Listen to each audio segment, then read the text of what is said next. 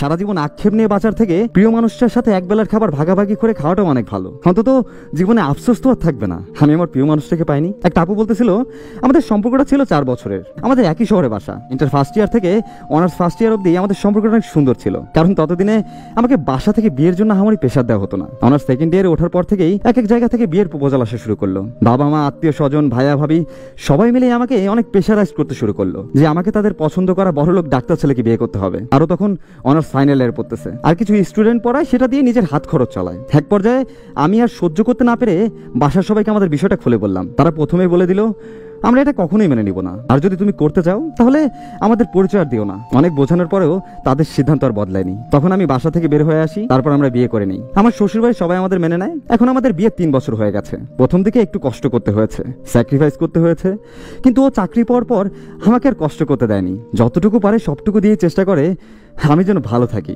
হাসি খুশি থাকি। সারাক্ষণ ভাবে আমার জন্য কি করবে। আমাকে ঠিক এখনো বিয়ের আগে যেমন পাগলের মতো ভালোবাসতো, এখনো ঠিক সেভাবে ভালোবাসে। বলতে গেলে তার থেকেও এখন বেশি ভালোবাসে। জব করতেছে, বেতনও অনেক ভালো, কিন্তু এখনো আমার পরিবার মেনে নেয়নি। তবে এটার জন্য আমি আফসোস করি না।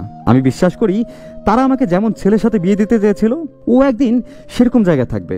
আজ ওর অনেক কিছুর অভাব থাকলেও একদিন ওর কাছে সবকিছু থাকবে। আমার দামি গাড়ি বাড়ি কিছুরই দরকার নেই, আমার শুধু ও থাকলেই হবে, আর কিছুই লাগবে না। আমি আমার প্রিয় মানুষটাকে হারিয়ে সারা জীবন আক্ষেপ নিয়ে দামি গাড়িতে চড়তে চাই না। আমি রিক্সাতে ওর পাশে বসে অনেক বেশি খুশি। সুখে থাকার জন্য না কখনো দামি গাড়ির প্রয়োজন হয় না, প্রয়োজন হয় শুধু ভালো মনের একটা মানুষের, যার ভিতরে লোভ, লালসা, অহংকার এসব কিছুই থাকবে না, শুধু থাকবে ভালোবাসা।